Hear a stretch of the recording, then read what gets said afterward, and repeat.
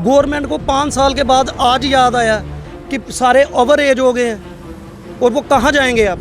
इस सैडल से तो हमारी ज़िंदगी बर्बाद हो गई है। लेकिन हमको तो खज्जल कर दिया ना। अब इस वक्त कहीं प्राइवेट कर सकते हैं ना कोई और करेंगे, क्या काम करेंगे हम। बच्चों को कैसे पालेंगे? फीस ही आप देखो, बच्चों की फीस कहाँ से निकलेगी? ना सर्विस करने के लायक रहे हैं, नहीं कहीं प्राइवेट काम करने के लिए लायक रहे हैं। तो इस गवर्नमेंट ने हमें बर्बाद कर दिया। लेकिन इस टाइम में आके ये ऐसा करें, हम कहाँ जाएंगे, हमको बताओ। मेरी छोटी वाली बेटी बोलती है, बोलते पापा ये क्या हो गया? बोलते आप तो परमानेंट होने वाले थे, मैंने कुछ आपसे डिमांड करनी थी और एक्स्ट्रा कोई डिमांड करनी थी, बोलते आप तो आप निकाल दिए जाओगे। 5,000 रुपये क्या हो सकता है? हम बच्चों को पालेंगे या अपना खर्चा करें अपना। सर रोडों पे भी आएंगे और कोर्ट का भी सहारा लेंगे। जम्मू कश्मीर में क्या बिना प्रदर्शन और आंदोलन के कुछ भी मिलेगा? नौकरी हो या हक, उसके लिए सड़कों पर ही आना होगा क्या? ये है जम्मू कश्मीर के पढ़े लिखे युवक जो रहबरे जंगलात यानी फॉरेस्ट डिपार्टमेंट में पिछले करीबन 5 सालों से काम तो कर रहे हैं, मगर नौकरी अभी स्थायी नहीं थी। वेतन भी मात्र 5,000। बस एक उम्मीद थी कि 5 साल पूरे होंगे और नौकरी स्थायी, फिर वेतन भी बढ़ेगा और रुतबा भी, घर भी अच्छे से चलेगा और नौकरी भी। लेकिन पिछले 1 हफ्ते ने उन्हें तोड़कर रख दिया। ये ऑर्डर आया और सब खत्म।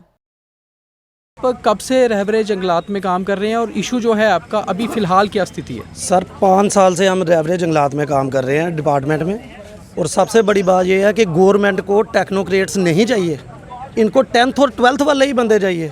10th और 12th वाले तो फिर कहीं पे एग्ज़ाम देकर एडजस्टमेंट अपनी कर लेंगे। गवर्नमेंट को 5 साल के बाद आज याद आया कि सारे ओवर एज हो गए हैं और वो कहाँ जाएंगे अब।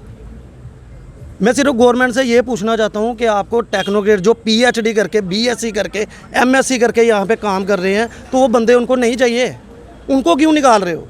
सर इस सैडल से तो हमारी ज़िंदगी बर्बाद हो गई है। तो हम कहीं के भी नहीं रहे, ना सर्विस करने के लायक रहे हैं, नहीं कहीं प्राइवेट काम करने के लिए लायक रहे हैं। तो इस गवर्नमेंट ने हमें बर्बाद कर दिया। तो हम यही रिक्वेस्ट करते हैं LG साहब से कि इस मसले पर गौर करें और हमारा मसला हल करें। सर क्या जाने सरकार की मंशा क्या है इसके बीच, लेकिन हमको तो खज्जल कर दिया सर। 4 साल 10 महीने हो गए सर। अगस्त में हम परमानेंट हो रहे थे, लेकिन लास्ट टाइम जब 2 महीने रहे, हमको यही खुशी थी कि 2 महीने के बाद हम परमानेंट हो जाएंगे।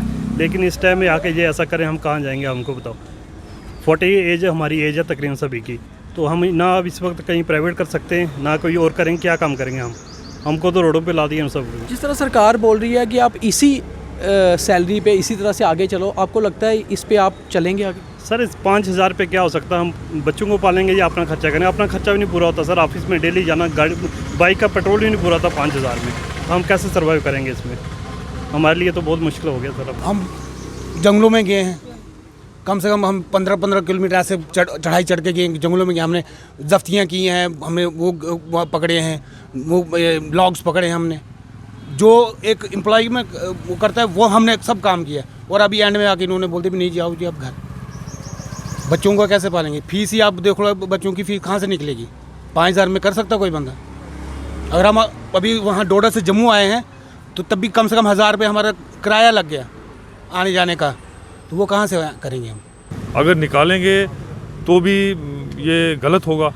सपने तो टूटे ही, अब हौसला भी टूट रहा है। उम्र भी ऐसी नहीं कि कुछ और किया जाए।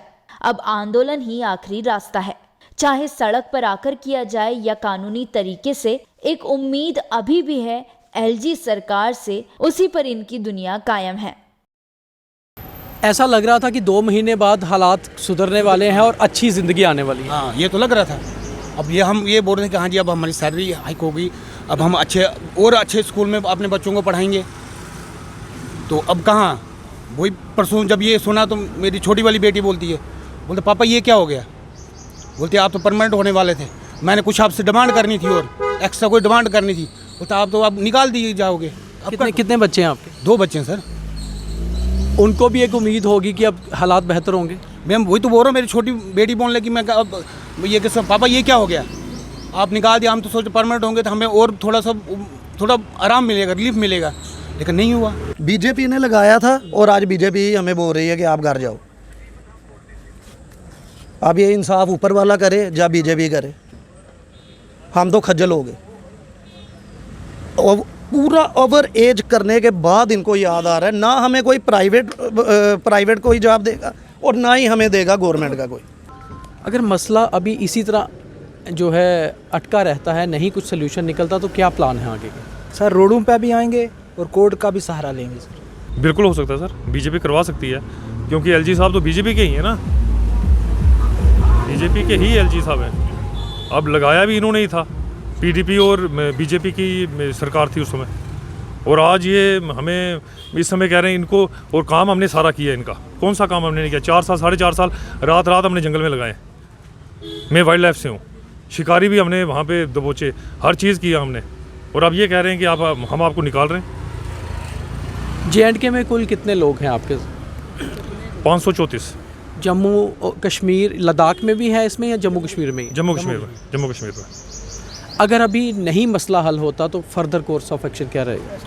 प्रोटेस्ट करेंगे हम, डू और डाई वाला बात है ना। अब क्या करना है हमें? पैसा नहीं होगा तो कैसे चलेगा काम? 5,000 पे तो काम नहीं चल सकता। अब ये 5,000 के भी काबिल नहीं छोड़ा इन्होंने हमें। प्राइवेट जॉब नहीं कर सकते, प्राइवेट जॉब तो हम कर नहीं सकते, बिजनेस हमारा है कोई नहीं है। धन्यवाद। 5 साल पहले जब रहबरे जंगलात में ये लोग एंगेज हुए थे तो इन्हें लग रहा था कि अच्छे दिन आने वाले हैं, मगर अब जब 2 महीने बचे हैं तो अच्छे दिनों और इनके बीच में इसी तरह की कंटीली तारें आ गई हैं, और अब एलजी साहब ये तारों को हटाकर इनके अच्छे दिन लाएंगे या नहीं, ये तो वह खुद ही बताएंगे। Deepak Khajuria, the News Square, Jammu.